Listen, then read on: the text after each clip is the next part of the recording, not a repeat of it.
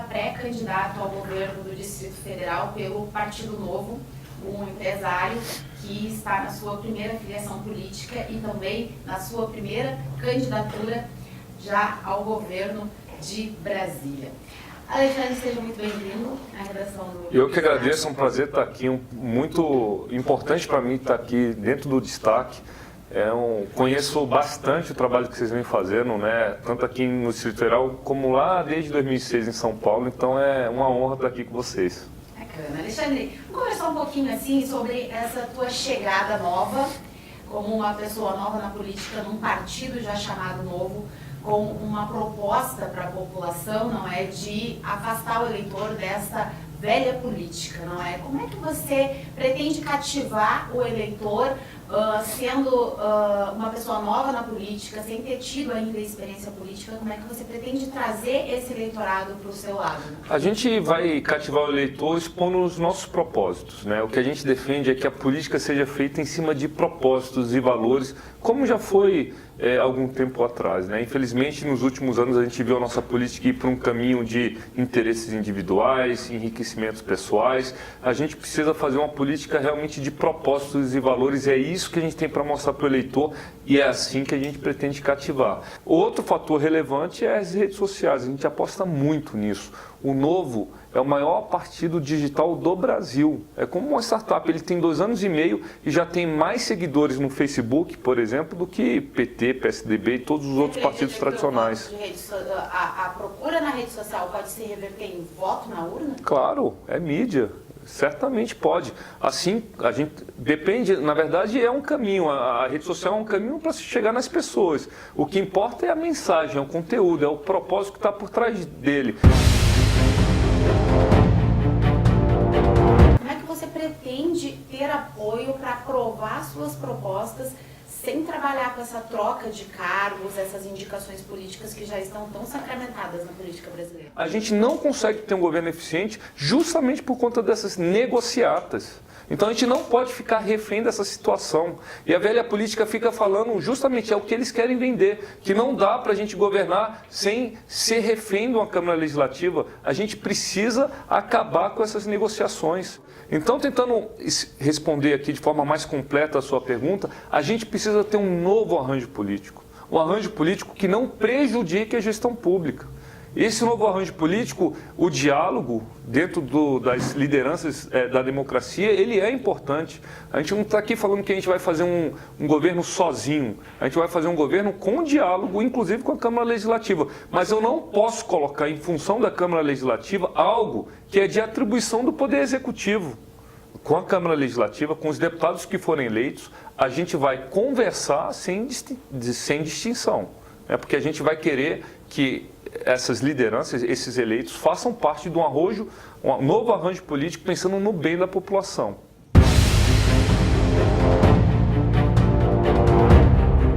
Agora falando um pouco de propostas que atendam à população, por exemplo, nosso transporte público é um berçário de problemas aqui no DF. Fraudes no DF Trans, ônibus quebrados. Qual que é a sua proposta, principalmente para essa área do transporte público? Porque a gente tem o BRT que está parado, o VLT que ficou parado na época da Copa, metrô que não consegue expandir para outras regiões. Qual é a sua proposta neste sentido? Você tem que retomar os investimentos no setor de transporte. Existem várias iniciativas com o recurso da iniciativa privada que estão parados na mesa do burocrata. Existem diversas propostas de PPPs, parcerias públicos-privadas, para a gente fazer uma nova rodovia com desenvolvimento imobiliário, que é a Transbrasília, que começou como Interbairros, agora Transbrasília. Está 3 anos e meio parado nesse governo e não é aprovado. É uma PPP super importante para a cidade. São bilhões de investimento do setor privado. Né? Não precisa nem... A questão do VLT, você tem razão, a gente precisa retomar. Eu acredito muito no VLT para a nossa cidade. Não tem dinheiro? Não é questão de dinheiro, porque você pode fazer isso via PPP. Né? Questão do BRT é a mesma coisa. Então a gente precisa liberar, né, esses projetos de infraestrutura que envolvem, né, em relação à mobilidade, para que a gente consiga avançar nesses temas e avançar, né, com a melhoria do transporte público que a gente precisa aqui na nossa cidade. Pensar em transportes alternativos, né? A questão das ciclovias dentro dos bairros, para você desafogar os trânsitos que está dentro dos bairros, eu acho super importante. A questão do metrô, o metrô precisa expandir, a gente precisa levar ele a outras cidades do Distrito Federal, Norte, por exemplo, região norte, tentar levar ele até Planaltina, aumentar a capacidade de transporte dele, tudo isso precisa ser feito. Nesse gancho, vou te cortar um pouquinho antes, de privatizações, que você tem essa visão bastante ampla em relação a isso, parcerias, na verdade, eu te pergunto sobre privatizações. CESB e CAESB entrariam numa linha de privatização? Eu estou falando, eu falei de parcerias públicos-privadas, né? Então, eu acho que a gente tem que olhar com privatização, que foi uma palavra que foi muito demonizada, né, pela mídia e por algumas correntes, né, das forças políticas aí que a gente tem no Brasil, mas a gente tem que olhar isso como uma solução. A gente tem que entender o que está sendo feito hoje pelo público, né? O que está sendo feito na SEB. A SEB tem investimento necessário para estender, né, os seus serviços. A CAESB tem investimento necessário para atender a população. A gente acabou de passar por uma crise hídrica muito grande, que se a gente tivesse uma empresa competente e capitalizada, não teria deixado isso acontecer. Então a gente tem que entender como que a gente pode melhorar o serviço para a população. Será que a SEB e a CAESB estão fazendo um serviço adequado? Será que não? E se não tiverem, será que abrindo capital para conseguir atrair investimento do privado, uma vez que o público não tem, será que a gente não conseguiria melhorar os serviços oferecidos, né, para a população? Então, para responder sua pergunta, eu acho que fazer uma abertura de capital, utilizar capital privado nessas empresas, nessas duas específicas, podem sim ser uma solução para a gente oferecer um serviço melhor para a população. Isso tem que ser estudado, isso tem que ser analisado com maior profundidade.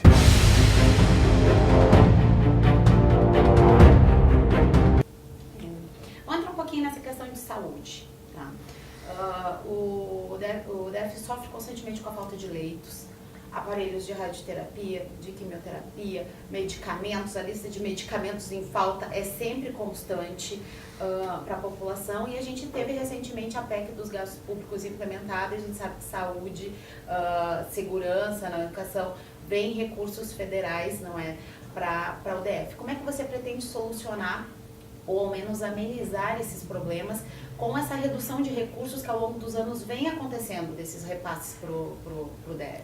Na minha opinião, a questão de saúde é uma questão que é o exemplo de uma incapacidade de gestão muito grande em cima de um recurso que existe. São 6,5 bilhões de reais para se administrar a saúde no Distrito Federal. Se você dividir esse orçamento pelo número de pessoas que usam o sistema público de saúde, você vai ver que isso é mais caro por pessoa do que muito plano privado. Então, assim, recurso existe. O que falta é uma capacidade de gestão muito grande. Isso precisa ser mudado. A gente precisa ter um gestor dentro da Secretaria de Saúde. Alguém com capacidade de liderança e de gestão. Para que um indivíduo precisa sair da sua casa para marcar uma consulta? Às vezes fica um dia inteiro, perde um dia inteiro de trabalho para marcar uma consulta, não é nem para fazer uma consulta. E ele podia estar fazendo isso do celular dele. A atenção primária ligada à atenção secundária. Imagina, essa questão do médico da família é muito importante. O habitante, o cidadão, ele precisa ter um médico que conheça o histórico dele e esse médico seja como se fosse o dono do prontuário dele. Questão da falta de medicamentos. Tem medicamento sendo vencido no estoque central, né, e não consegue ser distribuído para os hospitais. A gente não tem um controle de estoque nos hospitais. Né? O pessoal pega medicamento lá e distribui sem um controle efetivo para quem que vai esses medicamentos.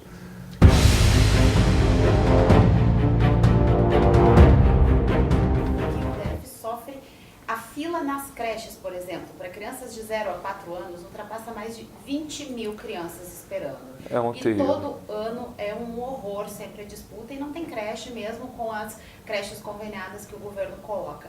Essas parcerias que você sugere poderiam ser levadas para a educação para tentar solucionar esse que é um dos problemas mais graves aqui no DF? Sem dúvida poderia. E chegando na educação, acho que é um tema importante, a primeira infância tem que ser olhada com mais atenção. Então a gente tem que olhar, a gente precisa oferecer essa educação nos primeiros 1000 dias de vida da criança para todas as crianças do Distrito Federal, né? Então isso é super importante. E a creche conveniada é um exemplo de parceria que dá certo. Isso já existe hoje, né? Não é nem algo que deve ser criado. Mais ou menos metade das creches no Distrito Federal são creches conveniadas. E se você olhar, o custo de uma criança numa creche pública, gerida pelo público, sai mais ou menos R$ 1.500 a R$ 1.600. O custo da criança que o GDF paga nas creches conveniadas sai R$ 800 a R$ 900. Então é a metade do preço. Vale mais a pena. Vale mais a pena. Esse modelo. É um modelo que funciona e que tem que ser ampliado.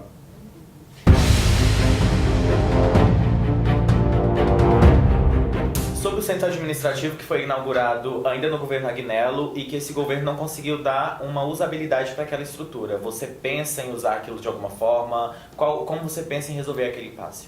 Eu acho que a ideia do Centrade é muito boa, de você levar primeiro o governo para o coração do Distrito Federal, que é justamente naquela região entre Ceilândia, Taguatinga e Samambaia, é onde as pessoas estão, né, na grande maioria. E segundo, você unificar em num só lugar as secretarias, eu acho que isso facilita muito a gestão. Hoje a gente vê que a gente tem secretarias espalhadas em todo o Distrito Federal. Isso é ruim, né? Seria muito bom a gente ter todos os servidores, né, trabalhando no mesmo local. Então a ideia é muito boa. Agora o que tem que ser verificado é o seguinte, o custo que isso foi para o Estado, né, que foi absurdo. Eu não sei se isso... A decisão na minha avaliação não foi acertada por conta do custo, né, que isso teve para o Estado do Distrito Federal. O outro ponto é a corrupção que teve, né, em relação a tudo isso, que isso precisa ser analisado. Mas isso é uma questão de justiça. A questão do que nós temos para hoje é que a gente tem um problema, né, que foi feito no governo Agnello, que não foi solucionado no governo Hollenberg, que precisa dar solução. Como que seria essa solução? A gente tem alguns caminhos, né? Obviamente que a gente precisa ter mais informações, né? A gente sabe que tem um processo judicial bastante complexo que envolve isso, mas se a gente conseguisse disponibilizar parte do Centrade para receber o governo do Distrito Federal e que esse valor fosse compatível com o custo que o GDF já tem hoje de alocação dos espaços espalhados aí pela cidade, eu acho que faz muito sentido a gente ir para lá.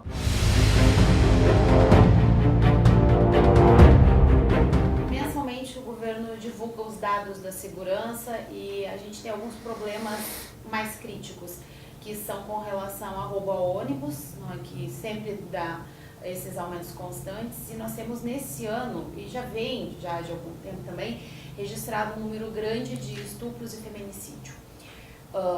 Como é que se tenta se trazer uma política para a redução desses índices, especificamente? A gente defende muito no nosso diagnóstico a aplicação, né, de uma polícia de proximidade, né, que é uma polícia que faça parte da rotina da cidade.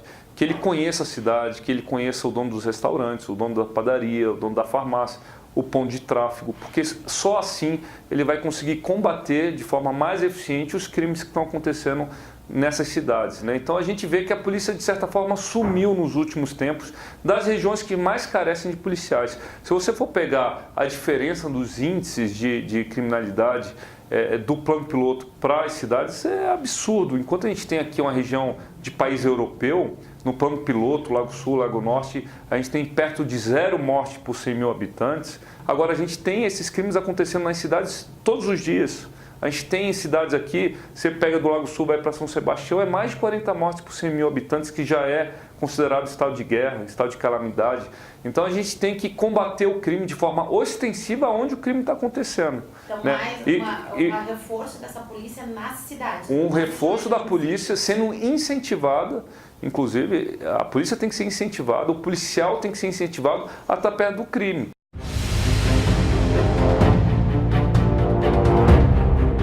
Concurso público. A cidade de Brasília é virada em concurso público. A população espera concurso público a todo momento. E a gente sabe que a máquina administrativa está inflada e que não tem estrutura para você conseguir colocar tantas pessoas só como servidores públicos. Isso. Como é que você pretende mudar essa mentalidade? Eu acho que eu acho que não depende nem de mim mudar essa mentalidade. Isso, as circunstâncias vão levar a isso. Independente do governo do futuro, a gente não vai ter, isso é importante a população saber, a gente não vai ter o mesmo número de concurso público no futuro do que a gente teve no passado, nem no âmbito do Distrito Federal e nem no âmbito do governo federal. Por quê? Porque a gente já está no teto, né, da lei de responsabilidade fiscal e estamos agora tem a lei do teto dos gastos que está deixando isso sendo mais conservador ainda. Então não vai ter mais no futuro o número de concursos que teve no passado. O que a gente precisa, nesse cenário, a gente precisa pensar qual que vai ser o emprego dos jovens do Distrito Federal, que estão se formando e estão esperando concurso. Até porque não tem uma iniciativa privada que crie empregos. Então se a gente não incentivar o setor privado, para ele gerar emprego, atrair empresas multinacionais para cá, desenvolver as empresas locais, né? Exportar serviços. A gente tem grandes vocações na nossa cidade. Dentro do plano de governo do Novo, a gente está pensando em várias vocações para Brasília. A gente é uma cidade monumental, a gente tem uma grande vocação para o turismo, comércio e serviço.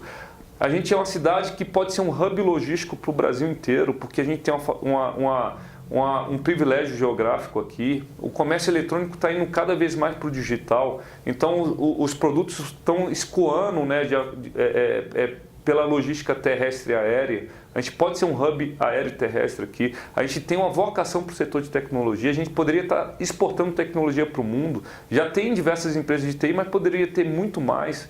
A gente tem diversas vocações, diversos privilégios. Então, se a gente não pegar isso e ir atrás para a gente desenvolver o setor privado, no futuro, os jovens não vão ter emprego. É isso então, Alexandre. Obrigada. Eu que agradeço. Um prazer estar aqui. Conosco.